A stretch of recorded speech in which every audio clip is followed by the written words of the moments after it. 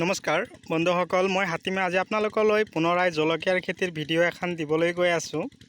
তো কথা হ'ল, আপোনালোকে মোৰ ভিডিঅ' এখন আৰম্ভণিৰ পৰা শেষলৈকে নিশ্চয় চালেহে আপোনালোকে গম পাব যে মই ভিডিঅ'ৰ মাজেদি আপোনালোকক কিছুমান কথা আলোচনা কৰিম আপোনালোকৰ লগত। সেই কথাখিনি আপোনালোকৰ মন দি শুনিব আৰু আপোনালোকে মোৰ কথাৰ ওপৰত অলপ গুৰুত্ব দিব। তো কথা হ'ল, এই জলকীয়াৰ খেতিত আজি মই খুঁটা এতিয়া অলৰেডি শেষ কৰিলোঁ। মই যিখিনি খেতি আপোনালোকক দেখুৱাই আছোঁ, এই লোকেল জলকীয়া, বাংলাদেশী জলকীয়াৰ দৰেই লোকেল এক ধৰণৰ জলকীয়া। তো আপোনালোকে এই ধৰণৰ জলকীয়াৰ খেতি যদি কৰিম বুলি ভাবিছে, তো কথা হ'ল, এই জলকীয়া খেতিত আপোনালোকৰ ডিচেম্বৰ জানুৱাৰী মাহত অলৰেডি জলকীয়া আহিবলৈ আৰম্ভ কৰে। আপোনালোকে যদি ইচ্ছা কৰে কৰিম বুলি, তেনেহ'লে আপোনালোকেও এতিয়াও সময় আছে লোকেল জলকীয়াৰ খেতি কৰাৰ। তো এই খেতি কৰাৰ আগমুহূৰ্তত আপোনালোকে যিমান পাৰে খেতিত গোবৰৰ পৰিমাণটো অলপ বেছিকৈ দিব। এই জলকীয়া বা লোকেল জলকীয়া আপোনালোকে যদি এবাৰ খেতি কৰে, আপোনালোকে মিনিমাম 6 মাহ ধৰি আপোনালোকে বিক্ৰী কৰিব পাৰিব জলকীয়া। মোৰ এই খেতিৰ ধৰক গছখিনিৰ বয়স অলৰেডি আজি 1 মাহ 15 দিন হৈ গ'ল। এতিয়া গছত দুটা এটাকৈ জলকীয়া আহিবলৈ আৰম্ভ কৰিছে। এয়া চাওক, গছত জলকীয়া লাগিবলৈ আৰম্ভ কৰিছে। মই অলৰেডি খুঁটা মাৰি দিলোঁ। তো কথা হ'ল, যোৱা বছৰো মই মাঘ বিহুত আগদিনাখন খুঁটা লগাইছিলোঁ। তো এই বছৰতো মই খৰধৰকৈ গৈ আজি খুঁটা আনি কিনে আজি মাঘ বিহুৰ আগদিনাখন মই খুঁটা মাৰি দিলোঁ।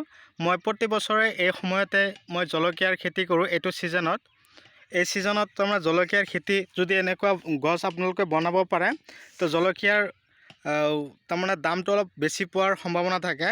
যদি আপোনালোকে আশা কৰে যে কৰিম বুলি, এতিয়াও আপোনালোকে কৰিব পাৰিব। এতিয়া যদি জলকীয়া এই লোকেল জলকীয়া আপোনালোকে কৰে, একদম পূৰা যেতিয়া বৰষুণ নামিব, তো কথা হ'ল, বৰষুণ নামিব মানে মাৰ্চ এপ্ৰিল মাহত আপোনালোকৰ জলকীয়া আহি যাব। তো কথা হ'ল, আপোনালোকে বীজ আনি পুলি নাৰ্চাৰী আকাৰে পেলাই আপোনালোকে লগাবৰ কাৰণে প্ৰস্তুতি লওক। তো কথা হ'ল, গোবৰ আপোনালোকে যিমান পাৰে বিঘাই প্ৰতি 2 গাড়ীকৈ দি দিব। আৰু লগোৱাৰ পদ্ধতি মই আপোনালোকক কৈ দিছোঁ। এটা গছৰ পৰা আৰু এটা গছৰ দূৰত্ব ৰাখিব 18 চেণ্টিমিটাৰ, শাৰীৰ পৰা শাৰীৰ দূৰত্ব ৰাখিব 18 চেণ্টিমিটাৰ ৰাখি কিনে আপোনালোকে এই জলকীয়াৰ পুলিখিনি আপোনালোকে লগাব। এতিয়া কথা হ'ল, এই জলকীয়াৰ কাৰণে মাটিখন কেনেকুৱা হ'ব লাগে, মাটিৰ মই কৈ দিছোঁ। মাটি ওখ, উৰ্বৰ, পলসুৱা, অম্লতা বেছি থকা মাটিত লোকেল জলকীয়া খেতিৰ বাবে বৰ উত্তম। তো কথা হ'ল, মই জানুৱাৰী ফেব্ৰুৱাৰী মাহতে অলৰেডি জলকীয়া খেতিৰ পৰা উঠাই কিনে মই বিক্ৰী কৰিব পাৰিম। ইয়াত অলৰেডি 3000 মান পুলি মই লগাইছিলোঁ। ইয়াত 3000 পুলি আছে। তো মই মিনিমাম ধৰক এইখিনিৰ পৰা 3 কুইণ্টেল 4 কুইণ্টেলকৈ জলকীয়া বিক্ৰী কৰিব পাৰিম। সপ্তাহত এবাৰকৈ মই উঠাম। তো কথা হ'ল, বহুত কষ্টৰ মাজেদি খেতি কৰা হৈছে। এতিয়া কথা হ'ল, জলকীয়াৰ এতিয়া ঠাণ্ডাৰ প্ৰকোপটো অলপ বেছি, কিন্তু জলকীয়া গছত বেমাৰ পোৱাটো মানুহৰ এতিয়া জ্বলন্ত সমস্যা হৈ পৰিছে। এই জলকীয়া গছৰ যিটো বেমাৰ, এই বেমাৰ যদি আপোনালোকে এৰিব খুজিছে বা আঁতৰাব খুজিছে, তেনেহ'লে এই ধৰণৰ পাতবিলাক কেঁকুৰা মেকুৰা হৈ যায় কিছুমান গছ। তাৰ কাৰণে মই আপোনালোকক ধুনীয়া ঔষধৰ নাম এটা কৈ দিম। সেই ঔষধটো আপোনালোকে গছত স্প্ৰে' কৰিব। স্প্ৰে' কৰিলে আপোনালোকৰ এই জলকীয়া গছত আৰু কেঁকুৰা মেকুৰা বেমাৰটো নাথাকে। তাৰ কাৰণে আপোনালোকে কি কৰিব, চিনেমা নামৰ এটা ঔষধ আছে, তাৰ লগতে ট্ৰাষ্ট। যদি চিনেমা আপোনালোকে আনিব পাৰে তেনেহ'লে আনিব, আৰু যদি বজাৰত পোৱা নাযায় বা দোকানত পোৱা নাযায়, তেনেহ'লে ট্ৰাষ্ট নামৰ এটা ঔষধ আছে। এইটো উৰণীয়া পোকৰ কাৰণে বহুত ভাল ঔষধ। পাতবিলাক যদি এনেকুৱা কুচুৰি লাগি যায়, তেনেহ'লেও এই গছত ভাল এটা কাম কৰিব। ধৰক এই সৰু সৰু গছবিলাকেতো এতিয়া জলকীয়া লাগিবলৈ আৰম্ভ কৰিছে। খুঁটা দবোৱাৰ কাম চলিও আছে, ইফালে চাওক কাম কৰি আছে। তো কথা হ'ল, আপোনালোকে এই খেতিক যদি এনেকুৱা ধৰণৰ যতন সহকাৰে কৰিব পাৰে, ধৰক আপোনালোকে লাখত টকা উপাৰ্জন কৰিব পাৰিব। আৰু কথা হ'ল খৰাং বতৰ, এতিয়া খেতিত আপোনালোকে হিৰো মাৰিব লাগিব, নিকানি কাম কৰিব। মাটিখিনি বেছি শুকাই গ'লে আপোনালোকে জলসিঞ্চন কৰিব লাগিব, পানীৰ যোগান ধৰিব লাগিব। তো কথা হ'ল এই গছত এটাকৈ গছৰ পৰা মিনিমাম 2ৰ পৰা 2.5 কিলোকৈ আপোনালোকে জলকীয়া উঠাব পাৰিব সপ্তাহত। 2.5 কিলোকৈ জলকীয়া যদি আপোনালোকে সপ্তাহত উঠাব পাৰে এটা গছৰ পৰা, তেনেহ'লে আপোনালোকে 3000 গছ আছে ইয়াত, আপোনালোকে নিজে হিচাপটো মাৰি আপোনালোকে চাব পাৰিব। আৰু জলকীয়া এতিয়া মই আকাশী টেনৰো কথাও কোৱা নাই, বাংলাদেশী জলকীয়াৰ কথাও কোৱা নাই, 22 জলকীয়াৰ কথাও কোৱা নাই। মই আপোনালোকক ডাইৰেক্টলি লোকেল জলকীয়াৰ কথা কৈছোঁ এই কাৰণেই যে আপোনালোকে হাইব্ৰিড জাতৰ যিবিলাক জলকীয়া খেতি কৰে এইবিলাক কিন্তু আপোনালোকে 3 মাহৰ ওপৰত বিক্ৰী কৰিব নোৱাৰে। ইয়াৰ মই যিখিনি খেতি কৰিছোঁ লোকেল, এই মিনিমাম 6 মাহ বিক্ৰী কৰিব পাৰিম।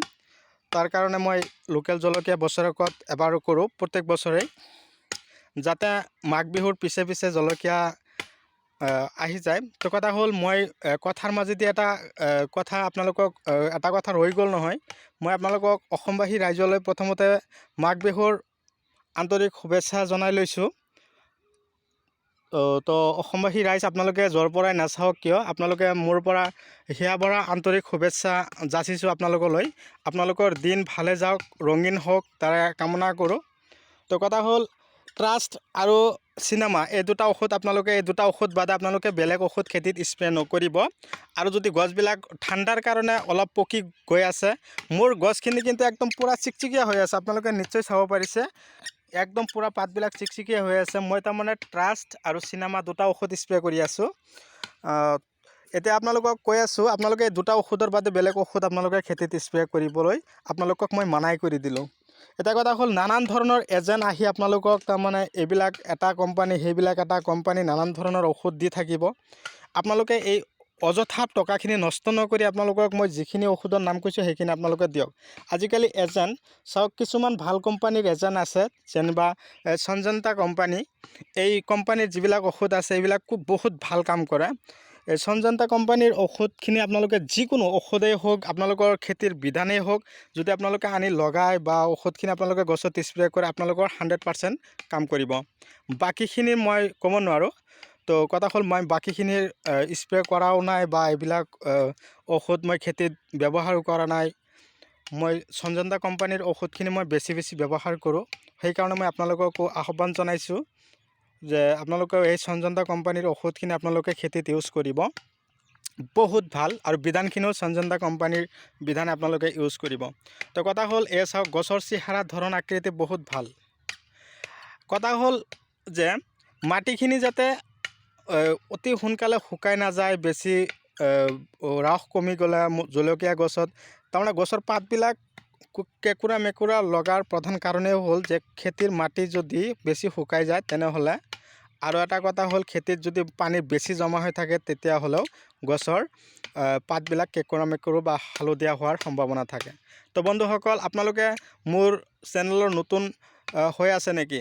যদি আপোনালোকে এতিয়ালৈকে মেম্বাৰশ্বিপ হোৱা নাই তেনেহ'লে মোৰ চেনেলখন ছাবস্ক্ৰাইব কৰি ল'ব আৰু কাষত থকা বেল আইকনখন অন কৰিব। এনেকুৱা ধৰণৰ নতুন ভিডিঅ'খিনি আপোনালোকে পাই থাকিব। তো কথা হ'ল আপোনালোকক মই জনাই দিছোঁ, এই ধৰণৰ যিখিনি মই আপোনালোকক বুজাব পাৰিছোঁ সেইখিনি আপোনালোকক ক'লোঁ। আপোনালোকে সেইমতে যদি খেতি কৰে আপোনালোকে লাখত টকা ইনকাম কৰিব পাৰে, তাত আৰু কোনো ধৰণৰ ভুল নাই। তো আপোনালোকৰ মাজৰ পৰা আজি মই বিদায় লৈছোঁ। পৰৱৰ্তী ভিডিঅ'ত আপোনালোকক সাৰ কি দিব লাগে, ৰাসায়নিক সাৰ, তাৰপিছত কি ঔষধ আৰু বেলেগ ঔষধ দিব লাগিব, কেইদিনমান পিছত জলকীয়া আহিব, জলকীয়া ফুটা কৰা ঔষধখিনিও আপোনালোকক যাতে মই ভিডিঅ'ৰ মাজেদি আপোনালোকলৈ কৈ পঠিয়াব পাৰোঁ, সেই আশাৰে আজি মই আপোনালোকৰ মাজৰ পৰা বিদায় লৈছোঁ। পৰৱৰ্তী ভিডিঅ'ত যাতে আপোনালোকক পুনৰাই লগ পাওঁ। জয় ভাৰত, জয় অসম।